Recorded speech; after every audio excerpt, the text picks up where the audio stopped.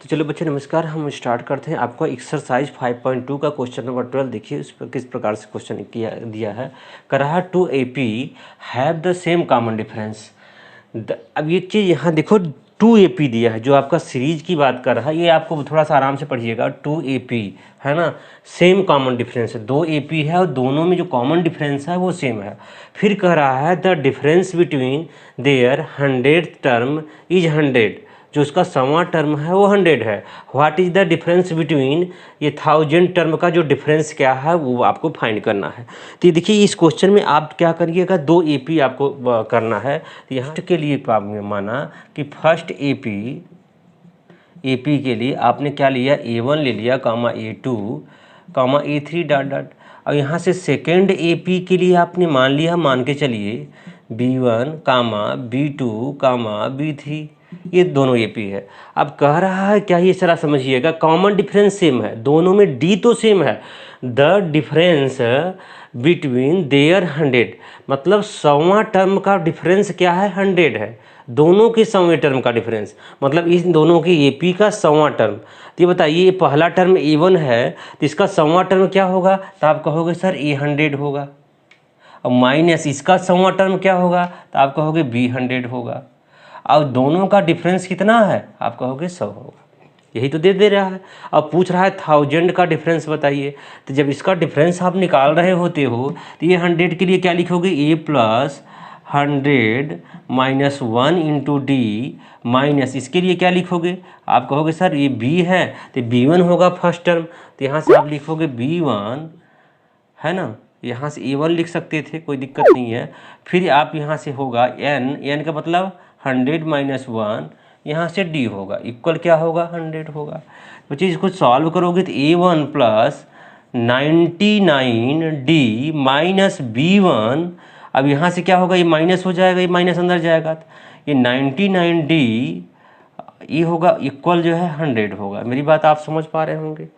क्यों ऐसा हो रहा है, क्योंकि दोनों जो है D तो सेम है। अगर D सेम है तो हम यहाँ से जो D ही रखेंगे और दोनों आपका कैंसिल हो जाएगा। तो हमें क्या मिला, A1 माइनस B1 इक्वल 100 मिला।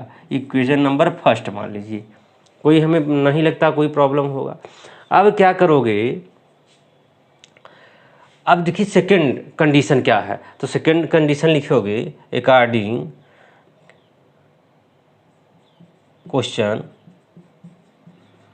क्वेश्चन क्या कहता है कि what is the difference between 1000 term.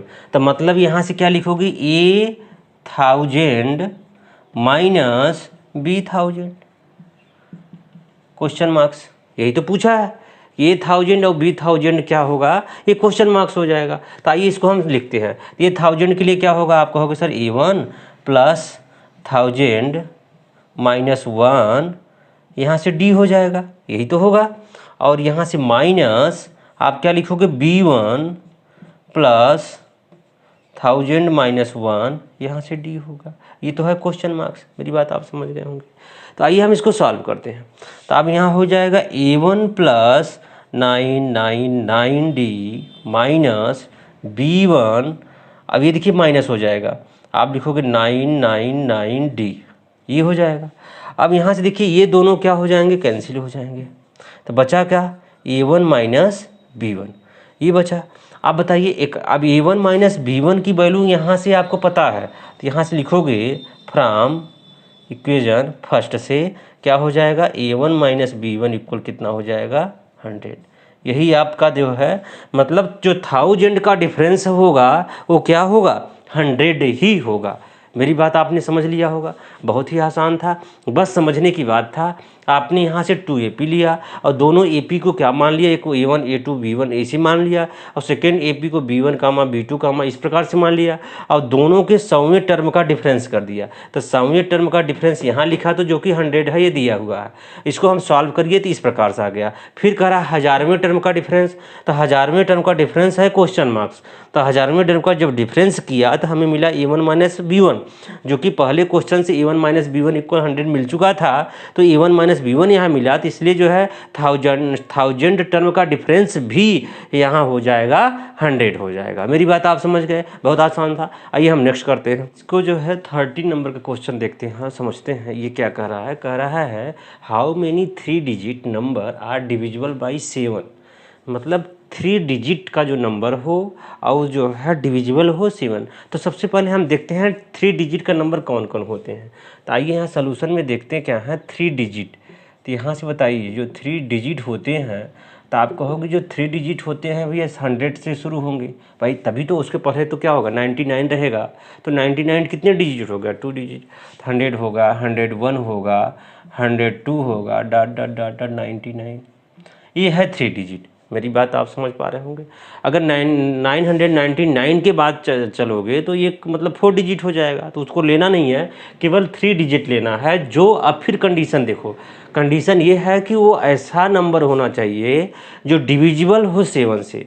तो बच्चे अगर 7 से डिविजिबल होगा तो आप ये बताइए कि जो 100 है वो 7 से डिविजिबल होगा। आप देखो अगर 100 को चेक करोगे, अगर 7 से डिवाइड करोगे तो क्या होगा, पूरी तरह कैंसिल होगा। तो आप कहोगे सर 7 1 जा 7 हो गया। अब यहाँ देखिए कितना बचा 3 हो जाए, मतलब 13। तो 13 7 से डिविजिबल होगा। तो आप कहोगे 13 तो नहीं होगा। अगर 7 5 35, अगर यहाँ से देखिए, अगर यहाँ से 35 होता, यहाँ 3 बचा, अगर यहाँ 35 हो जाता तो ये डिविजिबल हो जाता। 35 होने के लिए क्या करना पड़ेगा, तो 35 होने के लिए 105 होना पड़ेगा। तो इसका मतलब जो डिविजिबल होगा 105 हो सकता है, 7 से डिविजिबल हो सकता है। अब क्या होगा, फिर यहाँ 7 ऐड करते जाओगे, वो भी 7 से डिविजिबल होगा। तो 105 में से 7 से अगर ऐड करोगे तो कितना होगा, तो आप कहोगे 112 हो जाएगा। 112 में 7 ऐड करोगे क्या होगा, 119 हो जाएगा। डॉट डॉट डॉट डॉट ये देखिए 999। आपको ये बताया 999 क्या 7 से डिविजिबल होगा क्या, इससे आगे नहीं बढ़ना है, इस बात को ध्यान देना। 990 क्या 7 से डिविजिबल होगा, इसको आप चेक करिए। तो अगर आप चेक करोगे तो यहाँ से देखो, तो कहोगे सर 9 1 जा 9, सॉरी 7 1 जा 7, यह बच्चा 7 8 9, तो 29 हो गया। तो यहाँ कहोगे सर 7 चौक 28, यहाँ कितना बचा भाई, तो आप कहोगे सर यहाँ 1 बचा 19 हो गया, है ना। तो ये बताइए हमें कम ही लेना है, तो 19 हो गया। 7 दूना 14, 7 त्रिक कहीं ज़्यादा होगा, 7 दूना 14। इसका मतलब अगर यहाँ से कितना हो जाता कि 19 है 14, मतलब यहाँ से 994 हो जाता, तो ये जो है डिविजिबल हो जाता, क्योंकि 7 दूना 14 होता है, 14 होता है। तो इसका मतलब इसका अंतिम जो टर्म होगा 994 ही होगा। आप चेक कर लीजिए, ये देखिएगा 7 से डिविजिबल हो जाएगा। मेरी बात समझ पा रहे होंगे। तो फिर कह रहा है कि हाउ मेनी टर्म की बात कर रहा है, कितने ऐसे टर्म होंगे जो 7 से डिविजिबल होंगे। तो आइए बच्चे हम फाइंड कर लेते हैं। तो ए इक्वल हमें मिला 105 मिला, और डी इक्वल जो कॉमन डिफरेंस है, तो बताइए कॉमन डिफरेंस कितना हो जाएगा। तो आप कहोगे सर 7 ही होगा, मतलब इसमें से अगर माइनस करोगे 112 में से 105 तो कितना हो जाएगा, तो कहोगे सर 7 हो जाएगा। और इसका जो अंतिम टर्म है अर्थात TN टर्म क्या है 994, यही तो है। तो आइए हम इसका कितने टर्म लगे वो फाइंड करने के लिए, तो हम n टर्म फार्मूला जानते हैं, ये प्लस n-1 इंटू डी। तो TN के स्थान में बच्चे यही लिखोगे 994, और इक्वल अब ए के स्थान पे कहोगे 105 प्लस n-1, और डी के स्थान पे कितना हो जाएगा 7 हो जाएगा। इतनी बातें हो जाएगी। अब यहाँ से इसको इस साइड ले जाओगे, 994 माइनस 105 इक्वल n-1, यहाँ से 7 हो जाएगा। अब इसको घटा दो, तो इसको घटाओगे तो यहाँ से बताओ 14 में से अगर 5 माइनस कर दोगे कितना हो जाएगा, तो आप कहोगे क्या होगा, तो यहाँ से 9 हो गया, अब यहाँ 8 बचा जो कि 8 हो जाएगा, और 8 हो जाएगा, इतना हो जाएगा। मेरी बात आप समझ पाए। यहाँ से होगा 9 14 और 8 1 9, हाँ, और 8 1 9 सही है, इतना हो जाएगा। और इक्वल जो है n-1, और ये बच्चे 7 हो जाएगा। मेरी बात, अब इसका यहाँ डिवाइड कर दो। जब यहाँ डिवाइड करोगे तो n-1 इक्वल 8 8 9 डिवाइड बाई कितना 7 हो जाएगा। n-1 इक्वल मिला 1 2 7, तो n इक्वल कितना मिला 1 2 8। इसका मतलब कुल जो है 128 ऐसे टर्म होंगे, समझ पा रहे हैं ना, जिसमें जो है 128 ऐसे टर्म होंगे जो हाउ मेनी 3 डिजिट ऐसे होंगे जो 7 से डिविजिबल हो जाएंगे। मेरी बात आप समझ पा रहे होंगे। तो इस प्रकार से आप इसको सॉल्व करेंगे।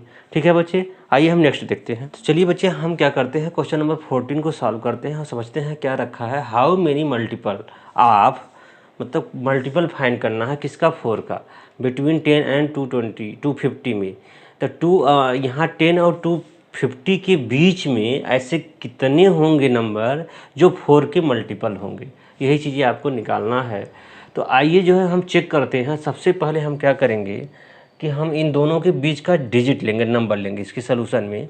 तो यहाँ से आप देखिएगा इनके बीच के जो है 10 और 250 में ऐसे कितने नंबर होंगे जो 4 के टेबल में आ जाएंगे, वही तो मल्टीपल पूछा है। इसके इन दोनों के बीच में ऐसे कितने नंबर होंगे जो 4 के जो है मल्टीपल होंगे। तो इसका मतलब होगा इन दोनों के बीच की बात कर रहा है, 11, 12, 30 डॉट डॉट डॉट, इसके बीच मतलब 250 से कम, तो 249 के बीच का हमें मल्टीपल निकालना है। तो मल्टीपल आप देखिएगा कि देखिए 11 तो 4 का मल्टीपल होगा नहीं, तो कौन सा होगा, तो आप ये चेक करोगे 12 हो जाएगा, 4 3 12, ये 12 होगा।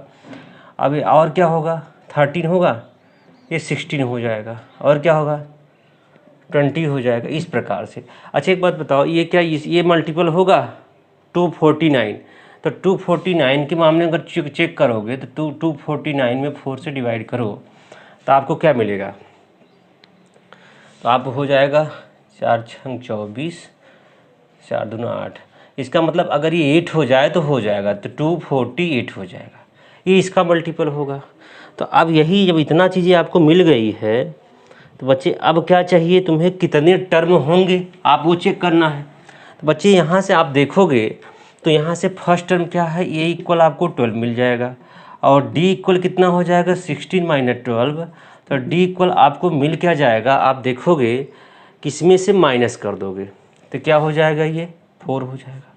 और ये जो ए एन इक्वल आपको मिल गया है, या टी एन ले लो, तो टी एन इक्वल आपको क्या मिला है, तो आप कहोगे सर टी एन इक्वल मिला है 248 हो जाएगा, है ना। इतनी चीज़ें आपको मिल गई है। जब इतनी चीज़ें आपको मिल गई है तो हमें क्या चाहिए कि अब नंबर ऑफ टर्म चाहिए।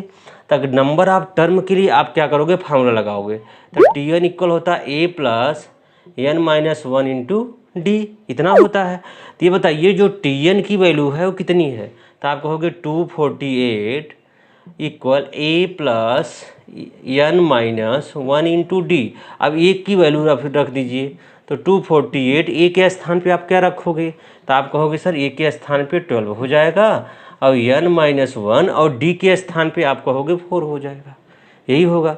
अब यहाँ से आप माइनस कर लीजिएगा, तो 248 माइनस 12 इक्वल एन माइनस 1, यहाँ से 4 हो गया। अब इसको माइनस कर दीजिए, जैसे ही माइनस करोगे तो यहाँ से कितना मिलेगा, 6 हो गया, 3 हो गया, ये 2 हो गया। अब यहाँ से एन माइनस 1, ये 4 हो गया। अब इसको डिवाइड कर दीजिए, एन माइनस 1 और डिवाइड करोगे तो 236 डिवाइड बाई कितना हो जाएगा, 4 हो जाएगा। इतनी बातें आपने समझ लिया। अब इसका जब डिवाइड करोगे तो कितना नंबर मिलेगा, तो आप कहोगे सर 20, 4 9 36, तो यहाँ n माइनस 1 इक्वल 59, तो n इक्वल कितना हो जाएगा 59 प्लस 1, तो n इक्वल कितना हो जाएगा 60।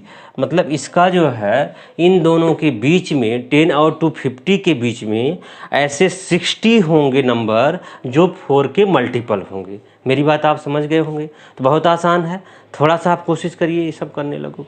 तो चलिए बच्चे इसका 15 नंबर के क्वेश्चन देखते हैं, समझते हैं। कह रहा है for what value of n term are nth term of 2 AP 63 65 67 dot dot, इस प्रकार से होगा, एंड 3 10 17 डॉट डॉट इक्वल।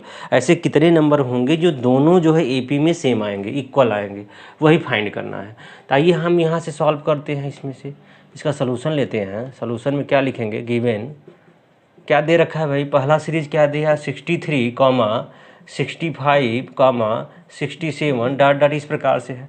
तो इसमें से आप क्या करोगे, ए की वैल्यू क्या होगी, तो आप कहोगे ए 63 होगा, डी क्या होगी, तो 65 माइनस 63 इक्वल कितना होगा, 2 हो जाएगा, है ना। तो आप ए एन निकालोगे तो ए एन इक्वल होता है A N minus 1 into D. तो यहाँ से बच्चे ए एन इक्वल कितना हो जाएगा, तो आप क्या कहोगे कि यहाँ से 63 हो गया प्लस एन माइनस 1 और डी कितना हो गया, 2 हो गया। तो ए एन इक्वल क्या हो गया, 63 प्लस 2n माइनस 2। तो ए एन इक्वल कितना हो जाएगा, 63 में से 2 करोगे तो ये क्या हो जाएगा, 61 प्लस कितना हो गया, 2n 1 मान लो। अब यही काम उसमें भी देख कर लो। तो इसमें क्या है सीरीज, आप कहोगे सर दूसरे नंबर में सीरीज देखेंगे आप, तो 3 है, 10 है, 17 है, डॉट डॉट। तो यहाँ से बच्चे ए इक्वल क्या हो जाएगा, 3, डी इक्वल क्या होगा, 10 माइनस 3 अर्थात 7, ए एन इक्वल क्या होगा, क्वेश्चन मार्क्स। तो ए एन का फार्मूला क्या होगा, a plus n minus 1 into d, यही तो होगा। तो वैल्यू रख दीजिए। तो यहाँ से ए एन इक्वल क्या हो जाएगा, आप कहोगे 3 प्लस एन माइनस 1 और डी के स्थान पे 7। तो ए एन इक्वल हो जाएगा 3 प्लस 7 एन माइनस 7। तो ए एन इक्वल कितना मिल जाएगा, 7 3 में से 7 अगर माइनस कर दोगे तो कितना हो जाएगा, 7n माइनस 4 हो जाएगा। ये हो गया, है ना, ये दूसरा हो गया। अब दोनों को कह रहा है इक्वल आपको चाहिए, तो दोनों को आप सेम कर दीजिए। तो दोनों को अगर आप सेम करोगे तो यहाँ से आपका क्या हो जाएगा, 61 प्लस क्या हो जाएगा बच्चे, तो आप कहोगे sir 2n equal 7n minus 4 equal की बात किया है। तो आइए हम इसको क्या करेंगे, इस साइड ले आएंगे। तो 61 plus 4 equal 7n minus 2, N यही हो जाएगा। तो ये हो जाएगा 65। अब यहाँ से करोगे तो 5n हो गया। तो n इक्वल 65 डिवाइड बाई 5। तो यहाँ से हो जाएगा 5 1 जा 5 और यहाँ से 3। तो n इक्वल 13, मतलब 13 इतने ऐसे भी टर्म होंगे जो दोनों सीरीज में क्या होंगे, सेम आएंगे। मेरी बात आपने समझ लिया होगा। तो ये बहुत आसान है इसको करना। तो ऐसे ही जो है 13 टर्म आपको मिल जाएंगे। क्वेश्चन नंबर 16 देखते हैं, समझते हैं क्या कर रहा है। डिटरमाइन द एपी, एक हमें क्या करना, एपी फाइंड करना है। किसका, कंडीशन क्या, whose third term is 16 and 7th term exceed the 5th term क्या दिया है, 12 दिया है। तो आसान है, जैसे कहता जा रहा है वैसे करिए इसके सलूशन में। तो मेरे बच्चे आप क्या करिएगा, थर्ड टर्म, तो थर्ड टर्म को मतलब T3 इक्वल क्या दे रखा है, आप कहोगे 16 दे रखा है। इसको T3 के लिए अगर सॉल्व करोगे तो a प्लस 2d इक्वल यहाँ से 16 हो जाएगा, इक्वेशन नंबर फर्स्ट। अब दूसरा कंडीशन क्या कह रहा है, 7th और 5th का डिफरेंस जो है 12 रखा है। तो यहाँ लिखोगे अकॉर्डिंग सिचुएशन या कंडीशन, क्या कंडीशन है भाई, तो आप कहोगे T7 माइनस T5 इक्वल क्या दे रखा है, 12 रखा है। तो T7 की वैल्यू आप क्या लिखोगे, तो आप कहोगे sir a plus 6d minus a plus 4d equal 12 हो जाएगा, यही तो होगा। तो a प्लस आपका 6d हो जाएगा minus a minus 4d equal 12 होगा। a से a कैंसिल हो जाएगा, तो यहाँ से अगर माइनस कर दोगे तो आपको मिलेगा 2d इक्वल जो है 12 होगा। तो d इक्वल 12 डिवाइड बाई 2, अर्थात यहाँ से d की वैल्यू आपको 6 मिल गई। अब यहाँ से यहाँ लिख सकते हो बच्चे कि putting these value in equation first में रख दो। अगर यहाँ रखोगे तो a प्लस 2 इंटू 6, डी के स्थान पे आप 6 रख दिए, अब यहाँ 12 हो जाएगा। तो a प्लस कितना हो जाएगा, सॉरी यहाँ 16 है ना, 16 रहेगा। अब यहाँ से 12 इक्वल 16, तो ये इक्वल कितना हो जाएगा, 16 माइनस 12, तो ये इक्वल कितना होगा, 4 हो जाएगा। अब a की वैल्यू हमें 4 मिल गई, d की वैल्यू हमें 6 मिल गई। अब हमें AP फाइंड करना है। तो AP के लिए हम जानते हैं पहला टर्म a होता है, दूसरा a प्लस डी होता है, तीसरा a प्लस 2d होता है, इस प्रकार से बढ़ता जाता है, आप जानते होंगे। माने पहला टर्म a माने 4 हो जाएगा, और a में d अगर ऐड करेंगे तो क्या हो जाएगा, 10 हो जाएगा, और 10 में फिर से 6 ऐड करेंगे तो कितना हो जाएगा, 16 हो जाएगा। इस प्रकार से आपका AP जाके तैयार हो जाएगा। हमें फाइंड क्या करना था, AP ही फाइंड करना था। तो आपके सामने ये क्वेश्चन है, बहुत कुछ नहीं करना है बच्चे, जैसे कहते जा रहा है वैसे कर दोगे तो बहुत आसानी से सॉल्व हो जाएगा। मेरी बात आप समझ गए होंगे।